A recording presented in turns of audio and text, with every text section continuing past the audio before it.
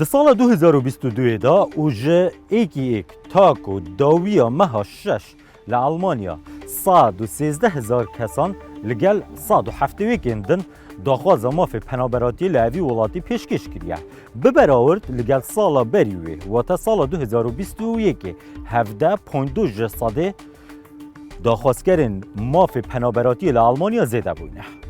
در ریزبندی یکی دا سوریا دهیتن به 28,709 کسان، در ریزبندی دوی جدا افغانستان دهیتن به 17,042 کسان. در ریزبندی سیدا عراق به 8,843 کسان دهیتن و ترکیه در ریزبندی چاری آوان ولاتان دایه یکو خلکی و هری زیده داخوازا مافی پنابراتی لألمانیا گری به 7,621 کسان و دناف دهنی یکی دا ایران در ریزبندی 8 دهیتن به 2,327 کسان. دمه یکی یا نیو دوی سال 2022 دا و تا ده تیرمه ده تموز دا لألمانیا 13,204 کسان داخواز مافی پنابراتی جنوب پیشکش کردینه.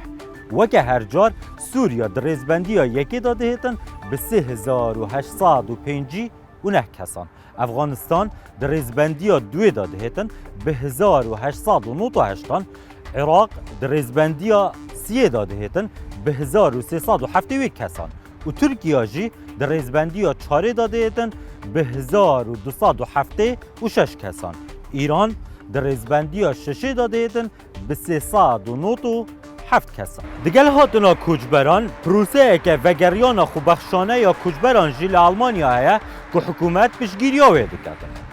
لسال 2020 5,657 کس وگریا بونه ولاتن خو کشوان جی عراق در ریزبندی یکی داده هیتن به 683 کسان.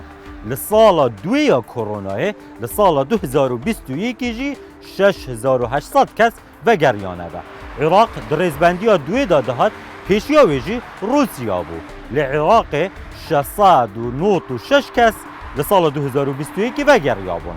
لی ده هر دو سال پیشیا کرونای ده لسال 2019 عراق در ریزبندی یکی یوان ولاتان دا بوی که خلکی ویجه آلمانیا وگریانه و ل 1,791 کس بوینه و لسال 2018 جی 1,834 کس جه آلمانیا وگریا بونه عراقه.